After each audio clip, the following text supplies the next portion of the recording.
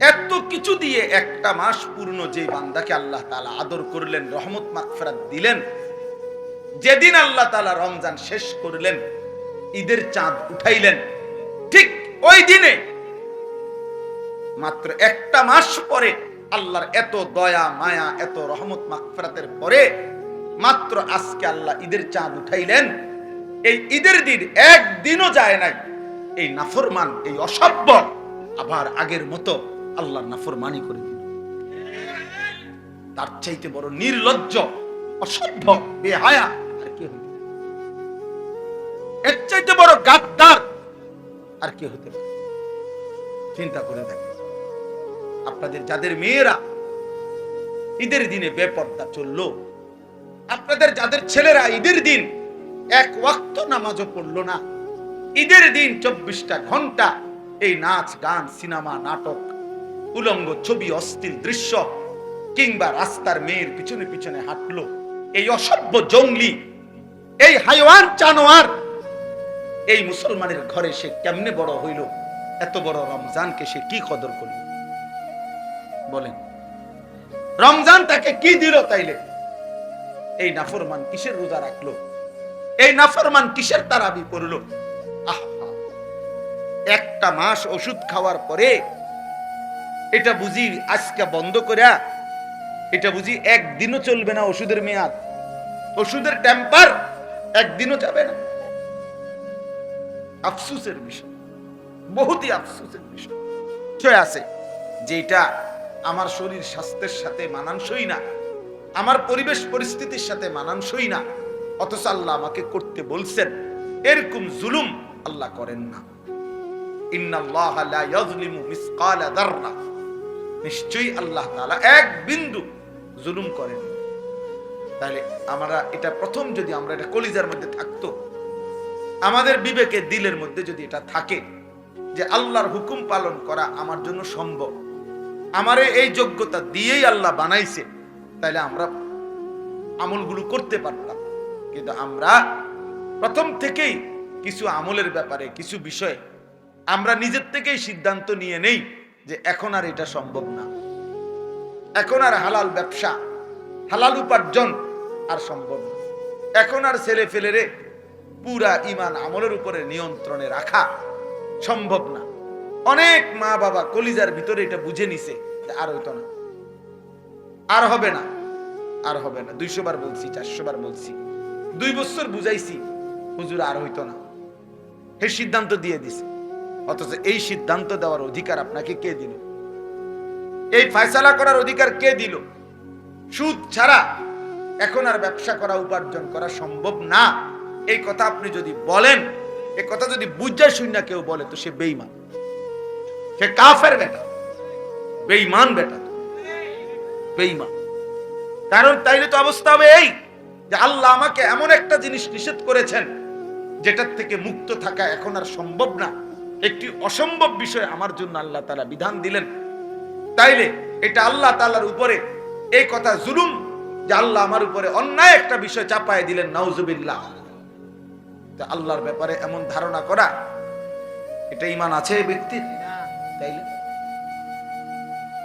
তাইলে অনেক মানুষ আমাদের সমাজে আমরা এটা মনে করি, 16 বছরের একটা ছেলে যাচ্ছে তাই, যা ইচ্ছা তাই করতেছে, মা বাবা বলতেছে না হুজুর আর হইতো না, হেরে দিয়ে আর হবে না। আশ্চর্য কথা, কি হবে না হেরে দিয়া? মানে নামাজ রোজা হবে না, কিন্তু উনি অথচ এই নাফরমানের জন্যই, তার জন্য ঘর করা, বাড়ি করা, তার জন্য জমি কিনা, তারে বিদেশ পাঠানোর চেষ্টা করা, তার লাগা 12 লক্ষ টাকা কিস্তিতে নেয়, সুদে নেয়, যেমনে পারে বিদেশের টাকা ব্যবস্থা করা, এই নাফরমানের জন্য উনি সব করতেছে। এগুলো সব হবে হেতেরে দিয়া, শুধু আর নামাজ হইতো না। উনি এটা ফয়সালা দিয়ে দিয়েছে, উনি এটা বুঝে নিছে যে হুজুর কামাই রোজগারি হইব তারে দিয়া, কিন্তু নামাজ আর হইতো না তারে দিয়া। আমাদের এই সমস্ত বাটপারি কথা, এগুলা ফেরেশতা বোঝে না। হ্যাঁ, আপনার এই সমস্ত ধোকার কথা আপনি কি বুঝাইলেন? এটা এই জন্য আল্লাহ পাক রব্বুল আলামিন বলছেন, বান্দা বিশ্বাস করো, একটা হুকুম আমি কঠিন করি নাই, বরং আমি তোমাদের জন্য ইউরিদুল্লাহু বিকুমুল ইউসরা, সব ব্যাপারে আমি আল্লাহ তাআলা তোমাদের জন্য সহজটা চেয়েছি, আমার বান্দার যেন কষ্ট না হয়। কত ভাবে আমি আমার বান্দাকে দিতে চেয়েছি, আমি আমার বান্দাকে মোটেই জাহান্নাম দিতে চাই নাই। এক বিন্দু আমার একটা বান্দা জাহান্নাম দিতে চাই না। ওয়াসিআত রাহমাতি কুল্লা শাই, আমার রহমত সব কিছুর উপরে বেষ্টন করে আছে। আমরা কোরআনুল কারীমে পড়ছি, নাব্বি ইবাদি আন্নী আনাল গফুরুর রহিম ওয়া আন্না আযাবি হুয়াল আযাবুল আলীম। এই কথাটা মনোযোগ দিয়ে শুনেন, আল্লাহ তাআলার দয়াটা তাইলে বুঝবেন। আল্লাহ বলতেছে, নবী আপনি আমার বান্দাদেরকে শুনায়া দেন, আন্নী আনাল গফুরুর রহিম, আমি আল্লাহ, আমি গফুর, আমি প্রচন্ড ক্ষমাশীল, রাহিম, আমি সর্বোচ্চ দয়াবান, পরিপূর্ণ দয়াবান, আমি দয়ালু। আর ওয়া আন্না আযাবি হুয়াল আযাবুল আলীম, আর এটাও বলে দেন আমার আযাব সেটাও কিন্তু অত্যন্ত ভয়ানক।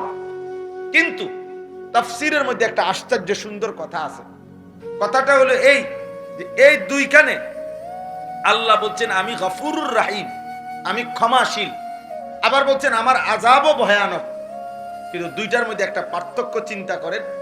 মুফাসসিরিনে কেরাম বলে যে আল্লাহ তাআলা বান্দাকে মাফ করবার ক্ষেত্রে নিজেই স্বয়ং গফুরুর রাহিম, তাহলে মাগফিরাত, বান্দাকে মাফ করা, এটা আল্লাহর সত্তার মধ্যে আছে, আল্লাহর অস্তিত্বের মধ্যেই মাগফিরাত আছে, তিনি গফুর।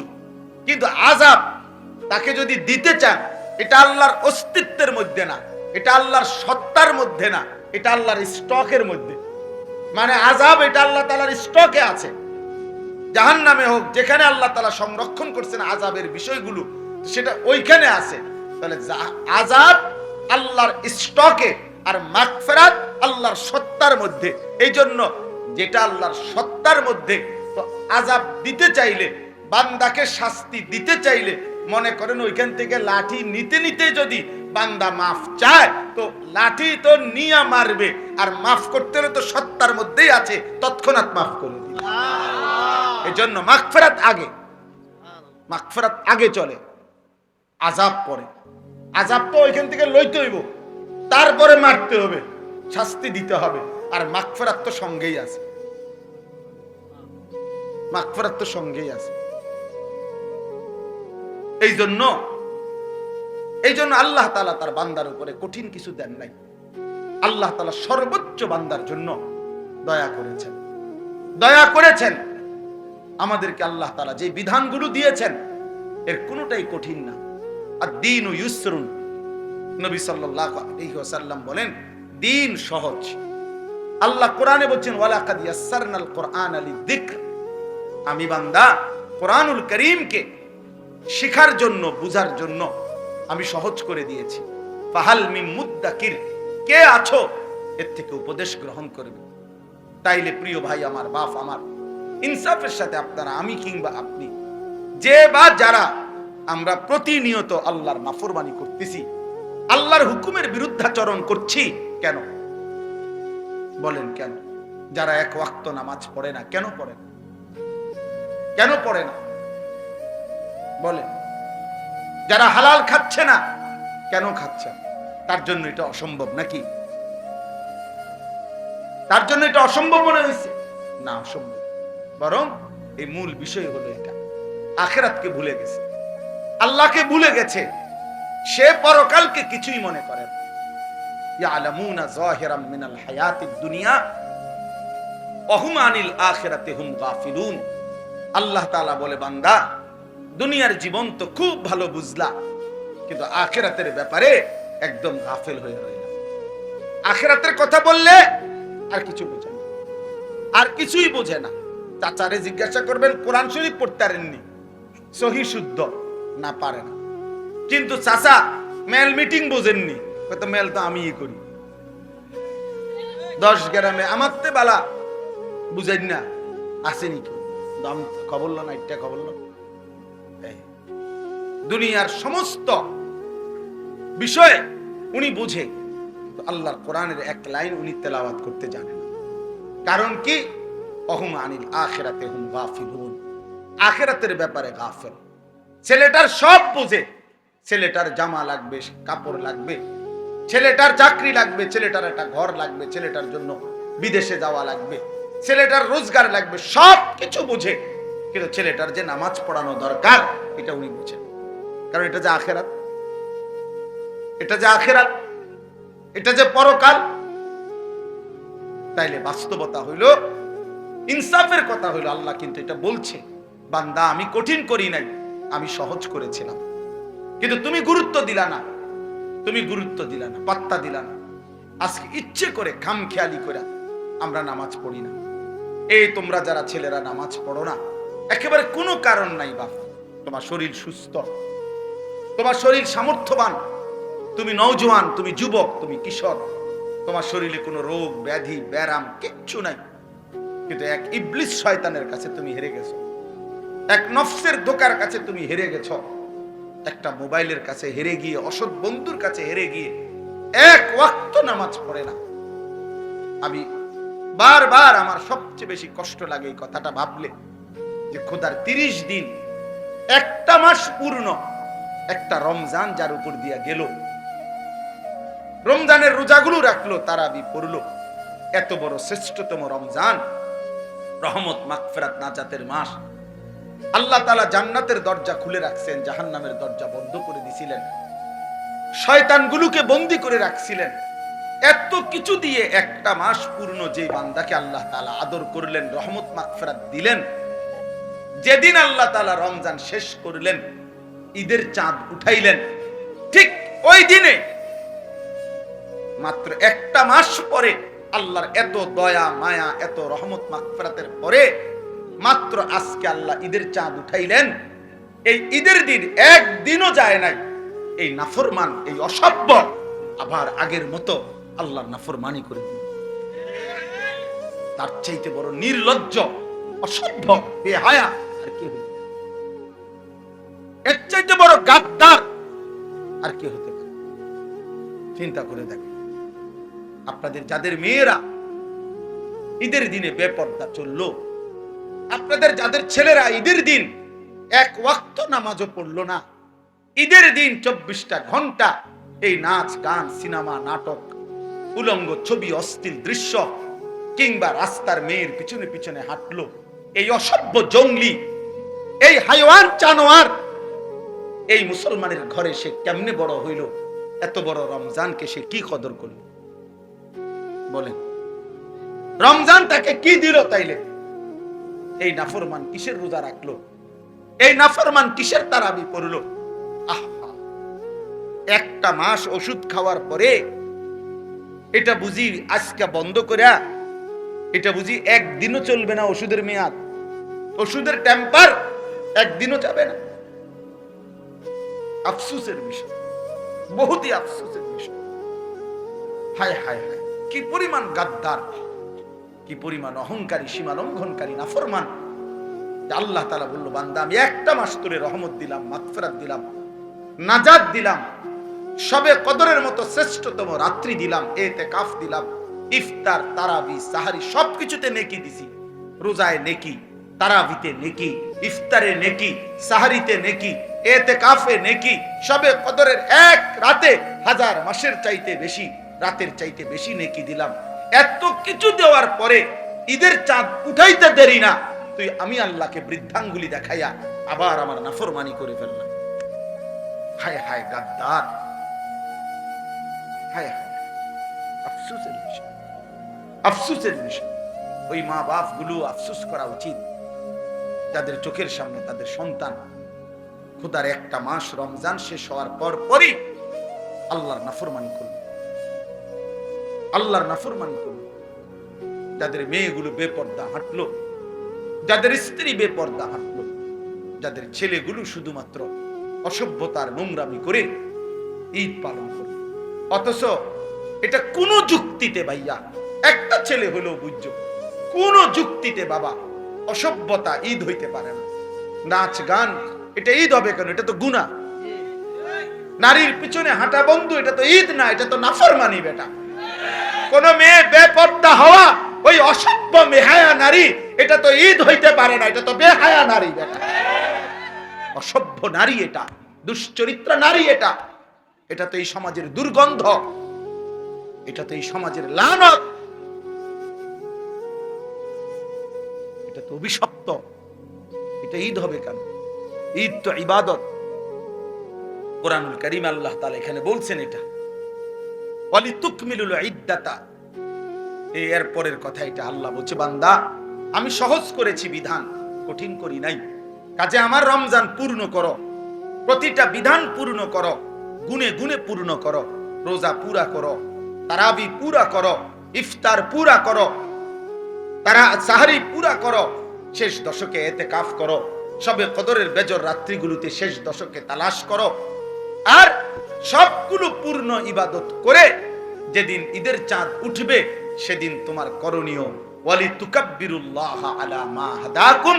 আমি যে তোমাকে রমজান দিলাম, আমি যে একটা মাস হায়াত দিলাম, আমি যে তোমারে এতগুলো নিয়ামত, এতগুলো ইবাদত, এতগুলো নেকির সন্ধান তোমাকে যে আমি দিলাম, এই খুশিতে, এই আনন্দে, এই কৃতজ্ঞতায় তুমি আমি আল্লাহর তাকবীর, আল্লাহু আকবারের ধ্বনি উচ্চ করো। এই ছিল ঈদের করণীয়। ওয়ালিতুকাব্বিরুল্লাহ, আল্লাহর তাকবীর বলো, আল্লাহর তাকবীর, আল্লাহু আকবার, আল্লাহু আকবার, লা ইলাহা ইল্লাল্লাহু আল্লাহু আকবার, আল্লাহু আকবার ওয়ালিল্লাহিল হামদ। তাহলে আল্লাহ পাক কোরআনে স্পষ্ট বললেন ওয়ালিতুকাব্বিরুল্লাহ, ঈদের দিনের করণীয় তুমি আল্লাহর তাকবীর পড়ো। আর তুমি নাফরমান, নাচলা, গাইলা, ফুর্তি করলা, ডেক সেট বাজাইলা, আর গান বাদ্য, মোবাইলের নাচ গান, নারীর পিছনে ঘুরলা, যারা মেয়েদেরকে বেপর্দা ছেড়ে দিলেন, স্ত্রীকে বেপর্দা ছেড়ে দিলেন, ঘরে ঘরে টেলিভিশনের আওয়াজ উচ্চ করে দিলেন, এই নাফরমানরা আপনারা তো আল্লাহকে বৃদ্ধাঙ্গুলি দেখাইলেন, আল্লাহর বরত্বকে ছোট করে দিলেন, শয়তানকে বড় করে দিলেন। আল্লাহ তো বলছে তুকাব্বিরুল্লাহ, আল্লাহর বরত্ব ঘোষণা করো, আল্লাহ বড়, আল্লাহ বড় বলো। আর তুমি নাফরমান বললা, না শয়তান বড়, শয়তান বড়, শয়তান। তুমি তো শয়তানকে উচ্চ করলে। না, ঈদ তো তোমার বাপের না, ঈদ তো জাতিসংঘের দেওয়া না, ঈদ তো সরকারের না, ঈদ তো সংবিধানের দেওয়া না, ঈদ তো মহান আল্লাহ পাকের দেওয়া। রাসূলুল্লাহ সাল্লাল্লাহু আলাইহি সাল্লামের ঘোষণা করা, আল্লাহ দিয়েছেন ঈদ, নবীজি ঘোষণা করেছেন। তাহলে যেটা আল্লাহ ঘোষণা করলেন, নবীজি ঘোষণা করলেন, সেখানে আমি আল্লাহর নাফরমানির মাধ্যমে সেটা ঈদ হয় কেন? এজন্য অসভ্যতা ঈদ হইতে পারে না। বেহায়া নারীর এই হাঁটা, এটা ঈদ নয়, এটা অসভ্যতা। অসভ্যতা। তোমরা যারা যুবক এক ওয়াক্ত নামাজ পড়ো নাই, তুমি অসভ্য। তুমি মুসলমানের ঈদ পালন করো নাই, তুমি শয়তানের কোন এজেন্ডা বাস্তবায়ন করেছো। তোমার সাথে ইমানদারের ঈদের কোনো সম্পর্ক নাই, ইমানদারের ঈদের কোনো সম্পর্ক। তুমি বেহায়া, ঠিক আছে, চলো বেঈমানের সাথেই চলো। আর বেঈমান তোমার ভাইকে প্রতিদিন বোমা মেরে হত্যা করছে, শহীদ করছে। আজকের পত্রিকাতেও খবর আসছে, গাজার, ফিলিস্তিনের গাজার মুসলমানকে ইসরায়েলের ওই ইহুদি কুত্তারা এইভাবে বোমা হামলা করছে। এই বোমা হামলা যেখানে হইছে, ওইখানকার মানুষগুলো যখন বোমার আঘাতে শহীদ হইছে, শাহাদাত বরণ করছে, এদের লাশ এত শক্তিশালী বোমা, বোমার ধোঁয়া যখন উপরের দিকে উঠছে, লাশ সহ উপরের দিকে ওইটা ছিন্ন ভিন্ন হয়ে গেছে। আজকে পত্রিকায় দেখাইছে, ছবি উঠেছে, ইমানদারের লাশ ছিন্ন ভিন্ন হয়ে আকাশে উঠছে। হায় হায়, এটা তো গল্প না, এটা তো রূপকথা না, এটা তো কিচ্ছা কাহিনী না বন্ধু, এটা প্রাচীন কোন ইতিহাস না। এটা এই মুহূর্তে পৃথিবীতে, এই মুহূর্তে পৃথিবীতে আমার ইমানদার ভাইদের উপরে, মুসলমানের উপরে এই জুলুম করছে ইহুদি ওই কুত্তারা। পৃথিবীর কোন ভদ্রতা যেই বেঈমানদের কাছে নাই, কোন আখলাক বলতে নাই, কোন সভ্যতা যাদের কাছে নাই, সেই ইউরোপ, আমেরিকার এরা মুখ বন্ধ করে আছে। আমেরিকার প্রত্যক্ষ সহযোগিতায়, সরাসরি মদদে ইসরায়েলের কুত্তারা এই জুলুম করছে। অথচ সেই বেঈমানের আচরণ, প্রিয় ছেলেরা আমার, প্রিয় বাবা বোনদেরকে বইল, সেই বেঈমানদের আচরণ, চলাফেরা, চুল, লেবাস, পোশাক যদি তোমার পছন্দ হয়, তুমি যদি একদিকে তোমার মজলুম মুসলমান কিভাবে লাশ ছিন্ন ভিন্ন করে দিচ্ছে, আর তখনও তুমি মোবাইলে নাড়িয়ে দেখো, ছবিয়ে দেখো, উলঙ্গ দৃশ্য দেখো, ছি বেটা তোর, লানত তোর এই জিন্দেগির উপরে, লানত তোর উপরে বেটা, লানত তোর উপরে, আল্লাহর লানত তোর উপরে বেটা, লানত পড়ুক তোর উপরে বেটা। তোর বিবেকের মধ্যে যদি এতটুকু অনুভূতিও না জাগে বেটা, তোমরা শোনো নাই কেউ, কেমনে পারো তোমরা নামাজ ছাড়া থাকতে? কেমনে সম্ভব? কি পরিমাণ অভিশপ্ত আমাদের জিন্দেগি হয়ে গেছে। মনে হয় যেন বিষয়টা এমন যে পাশের ঘরের আমার মুসলমান ধন পাশের ঘরের এগরে জ্বালাইয়া ফেলতেছে, হত্যা করতেছে, আর এই পাশে হে মোবাইল টিপে। হের যদি জিজ্ঞান কিরে বেটা, বলবে যে আমারও তো মারছে না, আমারও তো মারছে না, এটা ফিলিস্তিনে না, এটা তো বাংলাদেশে না, আরে এটা তো আমরা ঢাকা না, এটা কুমিল্লা না, তো এটা কুমিল্লা শহরে না, এটা বুড়িসং না, এটা দেবিদ্বারে না, এটা আমগো গ্রামে না, তো আমারও তো আর মারছে না, আমারও তো মারছে। হায় হায়, বাবা মা আপনাদের বিবেক হবে কখন? সন্তান তোমাদের বিবেক হবে কখন? আরে মিয়া, আর কিছু করতে না পারি, চোখের পানিটা তো ফেলতে পারতাম, আল্লাহর কাছে বলতে তো পারতাম যে আল্লাহ, মজলুম আর কতদিন কাঁদবে, ইমানদারের রক্ত আর কতটা ঝরবে, আমার মায়ের লাশ আর কতটা ছিন্ন হবে, আমার বোনের লাশ আর কতটা ছিন্ন ভিন্ন হয়ে যাবে। বহুতই আশ্চর্য। ঈদ পালন করে আমার দেশের, তাকায় তাকায় আমরা দেখলাম, আমি তো ঢাকার থেকে আসছিলাম ঈদের দিন, ঢাকা মোহাম্মদপুর আমি ঈদের নামাজ পড়াইছি, এই আসার পথে দেখছি হায়, ঈদ পালন করছে নতুন করে, আবার নতুন করে আবারও গান বাদ্য ঢোল তবলা, একেবারে পহেলা বৈশাখের মঙ্গল শোভাযাত্রার মতো সম্পূর্ণ মুশরিকের সংস্কৃতিকে ইসলামের এই পবিত্র ঈদের মধ্যে চালায়া দেওয়ার নতুন ষড়যন্ত্র আবার এবার শুরু করা হয়েছে। আবার এবার ঈদের দিনে, এতদিন দেখতাম পহেলা বৈশাখকে কেন্দ্র করে ঢোল তবলা এই হই হুল্লুর হইতো, এখন ঈদের পবিত্র দিনে, আর ঈদ মানে তো উৎসব না বেটা, ঈদ মানে পৃথিবীর কোন ডিকশনারিতে ঈদ মানে উৎসব নাই বেটা। ঈদ তোমার বাপের না, ঈদ বাংলা ভাষার কারো না, ঈদ এটা আরবি শব্দ, এটা রাসূলুল্লাহ সাল্লাল্লাহু আলাইহি ওয়াসাল্লামের জবানের উচ্চারিত শব্দ, অতএব সেটা জিজ্ঞেস করতে হবে ওইখান থেকে। ঈদ মানে উৎসব নয়, ঈদ মানে ইলাইহি আওয়াইদুল ইহসান। খুতবার বই তো আছে, কিতাবেও আছে, ঈদ মানে হলো যেটা ফিরে আসে, অর্থাৎ মহান আল্লাহ পাকের ইহসান ফিরে আসছে। গত এক মাস আমার উপরে দিনের বেলা খাদ্য পানীয়, হালাল স্ত্রীর সাথে সম্পর্ক, এটা নিষেধ ছিল, এই অনুমতি আবার ফিরে আসছে আজকের ঈদের দিনে।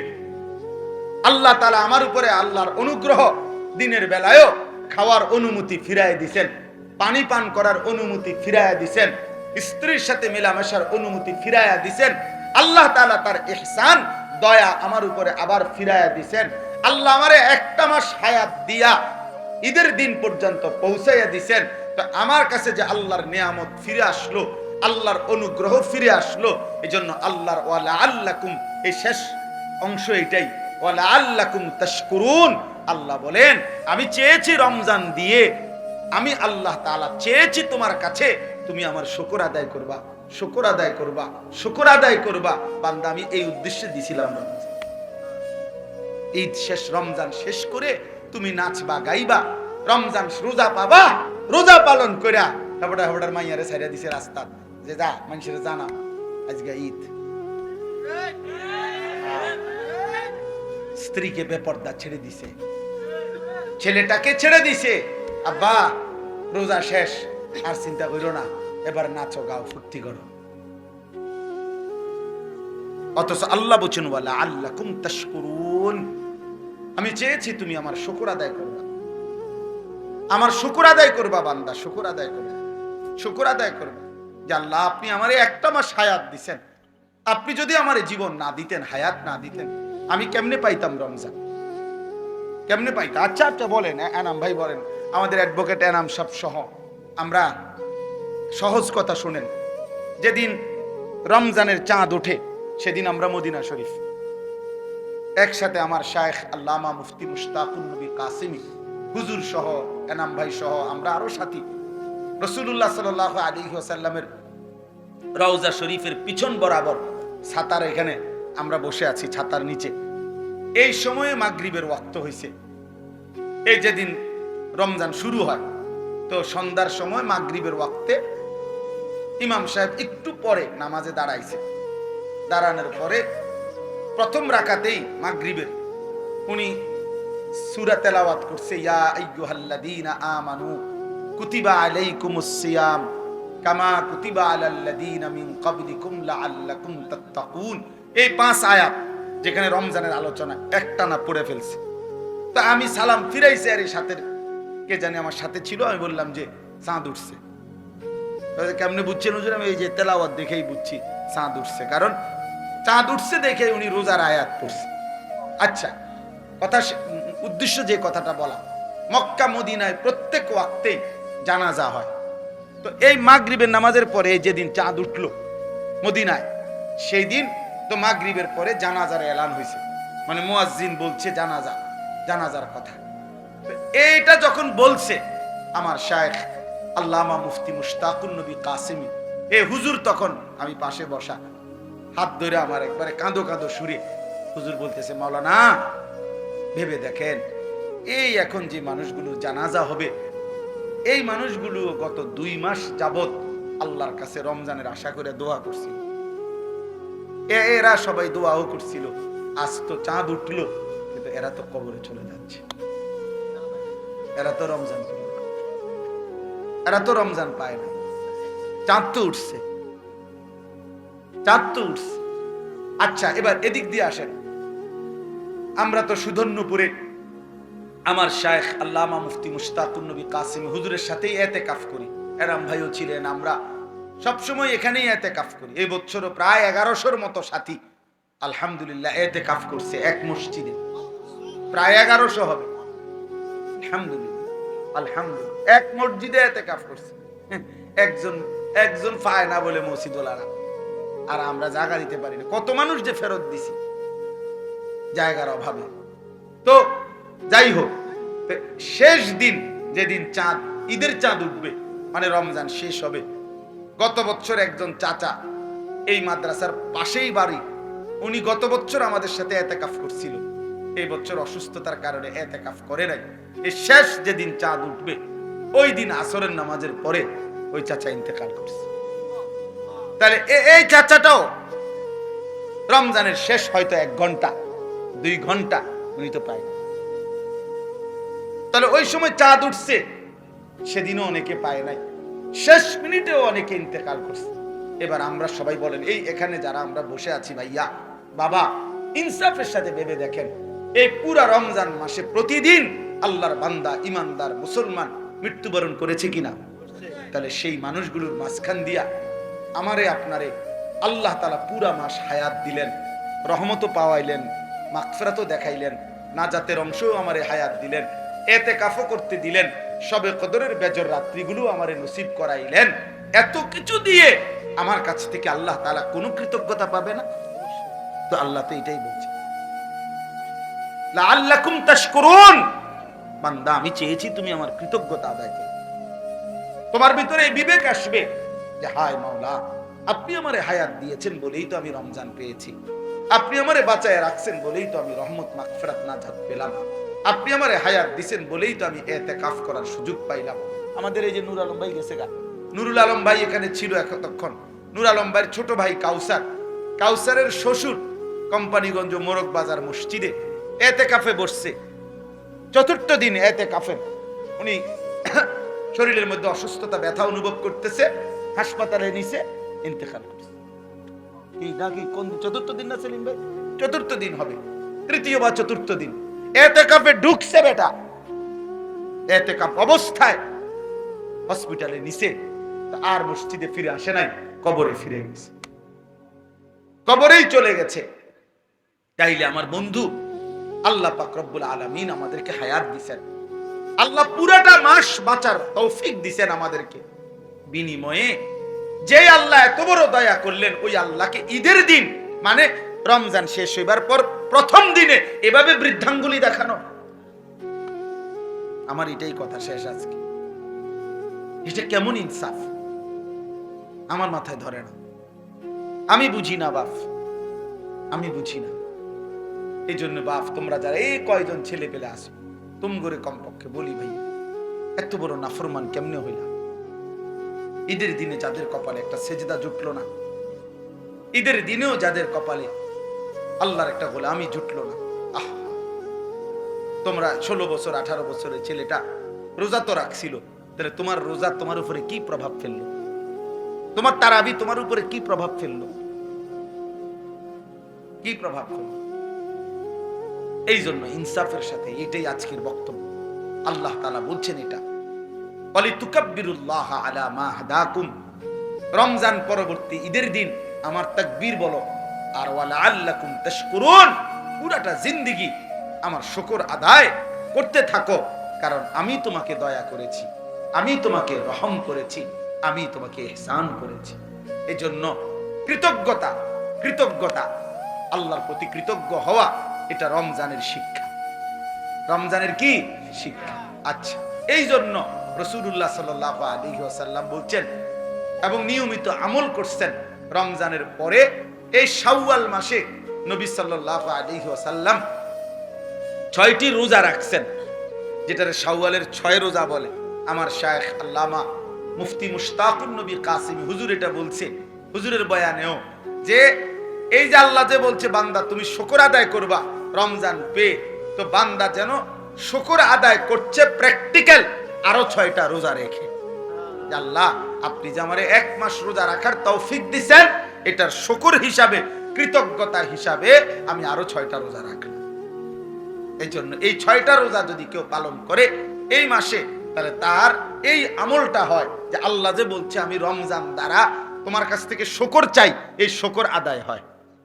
আচ্ছা, আরেকটা বিষয় হলো, হাকিমুল উম্মত মুজাদ্দিদুল মিল্লাত হযরত মাওলানা শাহ আশরাফ আলী থানভী রাহমাতুল্লাহি আলাইহি বলেন, হাদিসের বক্তব্য এটা, আল্লাহ যখন কোনো বান্দার আমল কবুল করে, তখন আল্লাহ ওই কবুলের একটা চিহ্ন হইল, আল্লাহ ওই আমলটি তাকে পুনরায় করবার তৌফিক দেয়। বুঝেন নাই কথাটা? এটা দ্বারা প্রমাণ হয় আল্লাহ তার পিছনের আমলটা কবুল করছেন। তো এই জন্য রমজানের 1 মাস রোজা রাখবার পরে কোন ব্যক্তি যখন পুনরায় আবার এই মাসে 6টা রফল রোজা রাখে, তো বোঝা যায় আল্লাহ তার রোজা পিছনেরটা কবুল করছেন, এই জন্য নতুন রোজা রাখবার তৌফিক দিয়েছেন। এই জন্য এই 6 রোজা অত্যন্ত ফজিলতপূর্ণ রোজা। এই জন্য আমি আজকে এতটুকুই কথাই বলতে চাই। 1 নম্বর মূল যে কথাটা বললাম, কেন আমরা গুনাহ করব, কেন আমরা আল্লাহর নাফরমানি করব? আল্লাহ তাআলা আমাদেরকে হায়াত দিয়ে এত বড় রমজান দেওয়ার পরে আমাদের তো উচিত আল্লাহর প্রতি কৃতজ্ঞ হওয়া, আল্লাহর প্রতি শুকরগুজার হওয়া। অতএব আমরা যে যে গুনার মধ্যে আছি, আমরা তওবা করতে চেষ্টা করি। প্রিয় সন্তানেরা, যুবকেরা, কিশোররা, বিশেষ করে তোমরা ভাইয়া, তোমরা আল্লাহর নাফরমানি থেকে ফিরে আসো। আর আগামীর পৃথিবীতে এই ইসরায়েলের, এই ইহুদিদের এই জুলুম অত্যাচার, ফিলিস্তিনের মজলুম এই মুসলমানদের আহাজারি দেখে আমার ভাই নিজের কলিজার মধ্যে যদি কোনো ভয় না আসে, সবক না আসে, তো মনে রাখেন আমাদের জন্য মুসিবত অপেক্ষা করছে। এই অব্যাহত গুনাহ, এই লাগাতার অস্থিরতা, এই লাগাতার বেহায়াপনা একদিন আমাদের উপরেও বড় সড়ো মুসিবত আসবে, আমাদের উপরেও বড় সড়ো মুসিবত আসবে। এই জন্য দয়া করে যারা অভিভাবক আছেন, নিজের স্ত্রী সন্তানের নামাজের দিকে, নিজের স্ত্রী সন্তানের আখলাকের দিকে আরেকটু নজরদারি করেন, এবং নিজেরাও যারা ছেলেরা মেয়েরা প্রত্যেকেই মুসলমান হিসাবে ঈমান আমলের উপরে উঠবার চেষ্টা করেন। আল্লাহ তাআলা আমাদেরকে তৌফিক দান করেন। আল্লাহ তাআলা আমাদেরকে প্রত্যেককেই আল্লাহ তার শুকরের ওয়ালা কৃতজ্ঞ বান্দা হওয়ার তৌফিক দান করেন। একটা আশ্চর্য কথা আছে, আমি কিতাবে পড়ছি, আমার শায়েখের একটা পছন্দের কিতাব ফিকহুল আদইয়া, এই কথাটাই শেষ করছি। ওই কিতাবের মধ্যে আছে আল্লাহ তাআলা তার বহু নিয়ামত, আল্লাহ বলছেন আল্লাহ যাকে চান তাকে দেন। কোরআন শরীফে এমন আছে, ফাসাউফা ইউগনিকুমুল্লাহু মিন ফাদলিহি ইনশাআ। আল্লাহ বলেন আল্লাহ যাকে চান তাকে তিনি ধনী বানিয়ে দেন। তো যাকে চান, ইয়াহাবু লিমান ইয়াশাউ ইনাসা, আল্লাহ যাকে চান তাকে কন্যা সন্তান দান করেন। ইয়াগফিরু লিমান ইয়াশা, আল্লাহ যাকে চান তাকে মাফ করে দেন। ইয়াবসুতুর রিজকা লিমান ইয়াশা, আল্লাহ যাকে চান তার রিজিক প্রশস্ত করে দেন। আল্লাহ পাক যাকে চান, এরকম বলে অনেক কথা আল্লাহ বলছেন যে ওয়াগফিরু লিমান ইয়াশা, আল্লাহ যাকে চান তাকে মাফ করে দেন, যাকে চান তাকে রিজিক দান করেন, যাকে চান তাকে ইজ্জত দান করেন। তার মানে সবাইকে দেন না, যাকে চান তিনি তাকে দেন। কিন্তু একটি আমল আছে এরকম, যেটা কোনো বান্দা করলে আল্লাহ যতজন করে প্রত্যেককেই তার বিনিময় দান করে। কিছুর মধ্যে আমি তোমাদের জন্য সহজ যেন হয়, আরামদায়ক হয়, সাধ্যের মধ্যে যেন হয়, এটা আমি আল্লাহ তাআলা পূর্ণভাবে খেয়াল রাখছি। ওয়ালা ইউরিদু বিকুমুল উসর, কোনোভাবেই আমি আল্লাহ তাআলা কঠিন ইচ্ছে করি নাই যে একটা শক্ত বিধান দিলাম না, এমন কিছু। এটা একটা গুরুত্বপূর্ণ কথা। আল্লাহ পাক রব্বুল আলামিন একজন ইমানদারের উপরে, মুসলমানের উপরে, মানুষের উপরে আল্লাহর যে বিধানগুলো দিছেন, এর প্রত্যেকটা বিধান শতভাগ আমাদের জন্য সহজ এবং আমাদের শরীর, স্বাস্থ্য, পরিবেশ, পরিস্থিতি সর্ব অবস্থায় সামঞ্জস্যপূর্ণ। অসামঞ্জস্যপূর্ণ, অযৌক্তিক, অবাস্তব, অপ্রাসঙ্গিক এরকম একটি বিধান আল্লাহ তাআলা বান্দার উপরে দেন নাই। এই কথা ইয়াকিন রাখতে হবে। কোরআনুল কারীমের মধ্যে আছে, আল্লাহ তাআলা বলেন মা জাআলা আলাইকুম ফিদ-দীন মিন হারাজ, আল্লাহ তাআলা দ্বীনের ব্যাপারে তোমাদের উপরে কোনো মুসিবত, পেরেশানি আল্লাহ তাআলা দেন নাই। ওযু, নামাজ, রোজা, হজ, যাকাত, জিকির, তেলাওয়াত, দান, সাদাকা, যেটা যা করতে বলেছেন এবং যা ছাড়তে বলেছেন, চুরি, ডাকাতি, জিনা, ব্যভিচার, মদ, জুয়া, সুদ, ঘুষ, নাচ, গান, অসভ্যতা, বেহায়াপনা, অশ্লীলতা, সমস্ত নাফরমানি যা ছাড়তে বলেছেন এবং যা পালন করতে বলেছেন, এর কোনোটাই তোমাদের জন্য হারাজ, কষ্টকর, মুসিবত এমন নাই। তুমি বান্দা পারবা, এটা বুঝে শুনেই আল্লাহ তাআলা দান করছেন, হুকুম দিয়েছেন। আল্লাহ তাআলা আমাদের জন্য সামনেরটাও জানেন, পিছনেরটাও জানেন। ইয়ালামু মা বাইনা আইদিহিম ওয়া মা খালফাহুম, আল্লাহ তাআলা বলেন আমি সামনেও জানি, পিছনেও জানি। তাহলে আগামীর ইসরাফিলের ফুল পর্যন্ত পৃথিবীতে শেষ সেকেন্ডটাও কি হবে সেটা আল্লাহ তাআলা জানেন। অতএব আল্লাহ তাআলা যেহেতু সব কিছুই পরিপূর্ণ জানেন, অতএব তিনি বান্দার উপরে তার সাধ্যের অতিরিক্ত কোনো কিছু চাপান নাই। এটাই যৌক্তিক কথা, এটাই সঠিক কথা, এটাই সঠিক কথা। আচ্ছা, কোরআনুল কারীমে আরো আছে, আল্লাহ তাআলা বলেন ফিতরাতাল্লাহিল্লাতী ফাতারান নাসা আলাইহা, আল্লাহ তাআলা মানুষকে ফিতরাত দিয়েই সৃষ্টি করেছেন। ফিতরাত কি? ফিতরাত হলো আল্লাহ তাআলা সৃষ্টিগতভাবে প্রত্যেক মানুষের মধ্যেই আল্লাহকে মানার সমস্ত যোগ্যতা দিয়েই সৃষ্টি করেছে, সৃষ্টি করেছে। আমার কোমরটা ভাঙে না, বাঁকাই হয় না, আমার হাঁটু বাঁকা হয় না, অথচ আমারে বলল রুকু দিতে, অথচ আমারে বলল সেজদা দিতে, যে অথচ আমার কনুইও বাঁকা হয় না, হাঁটুও বাঁকা হয় না, কোমরও বাঁকা হয় না। যদি বিষয়টা এমন হইতো তাহলে জুলুম হইতো, যে আমারে বানাইলেন তাল গাছ, অথচ আমারে বললেন সেজদা দিতে, আমি সেজদা দেব কেমনে? আমার তো কনুইও ভাঙে না, কোমরও ভাঙে না, আমার তো হাঁটুও ভাঙে না,